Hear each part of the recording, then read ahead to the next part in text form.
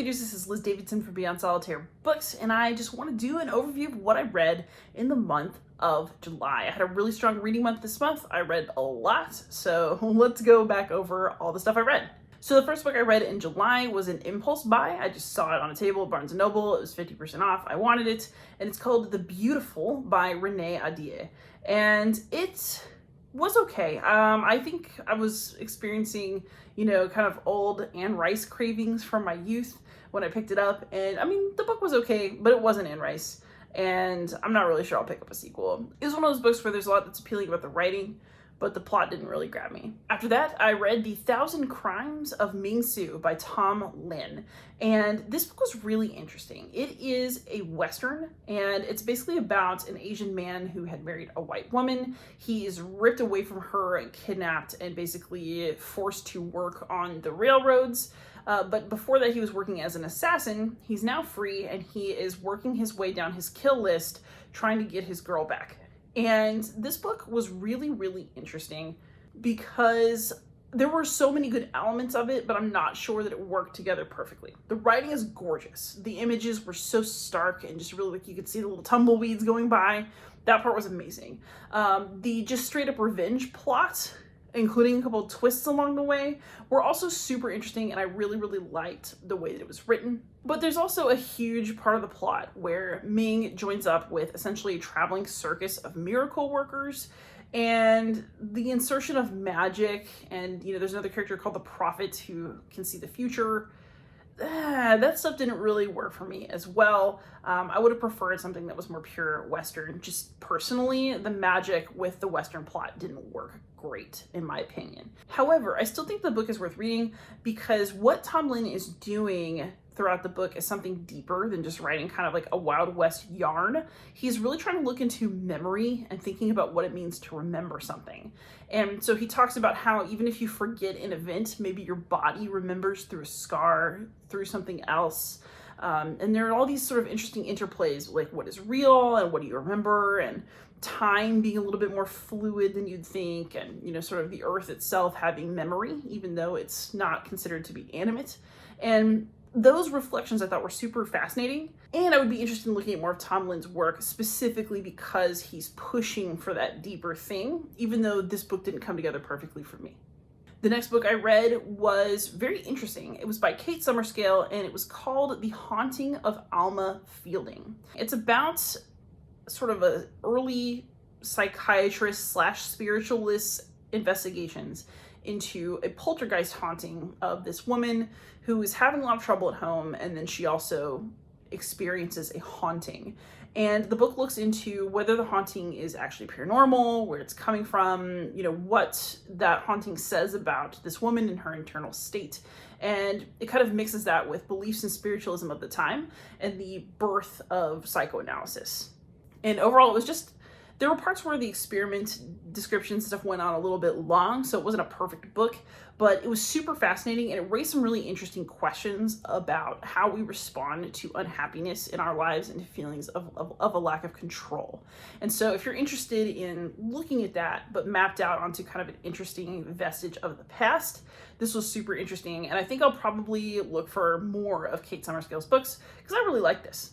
After that, I read what I think is probably the best book I read all month, which would definitely be A Certain Hunger by Chelsea Summers. That is the one that I reviewed earlier on the channel about a woman who is killing and eating parts of her former lovers, and she's also a delectable food writer. It was delightful. I'll put the link down in the notes if you want to hear more about it. But I highly recommend this book if you can stomach it. Ha ha ha. And then after that, I had a pretty good, exciting, wild ride of a read, and that was Razorblade Tears. So Razorblade Tears is about these two men whose sons were married. Neither of them reacted very well to their son's homosexuality, and their sons have now been murdered, and so they band together to go find out who did it and take revenge. And it's just a really good fun. I really thought it was an enjoyable read. It's a wild ride, and I'll be there to watch the movie. So if you want a really good sort of crime novel, but with some deeper reflection as the fathers realize that how they failed their sons and kind of work to become better people, then this is a really good mashup of those two things. After that, I read The Personal Librarian, and that's written by Marie Benedict and Victoria Christopher Murray. And this basically details the life of the personal librarian of J.P. Morgan, who was a woman of mixed race who passed as white. So she went by the name Belle DaCosta Green. She passed her whole life, and the book is sort of an examination of what that would have felt like and what it would have been like to be her, both somebody who loved books and wanted that job and loved that life, but was also living it because people didn't know who she really was. It was an interesting read. I would say that it wasn't great, but that's mainly because there were parts of the writing really dragged, and there's like a romance subplot that was kind of whatever. It's pretty clear to me, at least from what I went looking around for after reading the novel, that Belle DaCosta Green was a lot more interesting and flashy and just kind of sassy than the book really displays. And so I would like to see her a little sharper than what this novel gave. My next book of the month was Gods of Jade and Shadow by Silvia Moreno-Garcia. So I've read several of her books now, and I'm planning to pick up Velvet Was the Night at some point this month because I'm just really liking book after book of hers. Interestingly, Mexican Gothic is my least favorite that I've read so far. I really liked Gods of Jade and Shadow. So it is basically a simple quest narrative about a girl who accidentally awakens a Mayan death god, like you do, and she ends up, on a quest to either help him regain his full power or, the whole world will be destroyed. Pretty easy stakes. That was really enjoyable, and the story just flowed really well, and I liked what Moreno-Garcia was doing in terms of how she depicted the way that gods understand humans, the relationship between people and gods, and what kindness and a willingness to accept others can do to change people. So, there's the simple narrative, and then there's these kind of emotional and personal growth underpinnings that I personally liked a lot. So I would definitely recommend that one.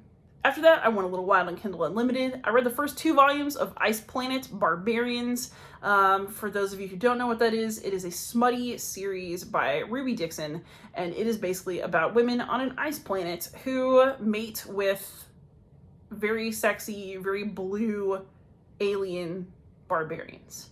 I mean, it's exactly what it sounds like. So if you pick up the book, you're going to get what you wanted when you picked it up, I guess. So I didn't like it enough to keep going with the series, but the reading is definitely absorbing. It's amusing, and if you just want kind of a smutty palate cleanser, I totally recommend these. So go for it. Then I read my second Taylor Jenkins read. I've read The 7 Husbands of Evelyn Hugo before, and then this past month I borrowed my mom's copy of Malibu Rising, which I really liked.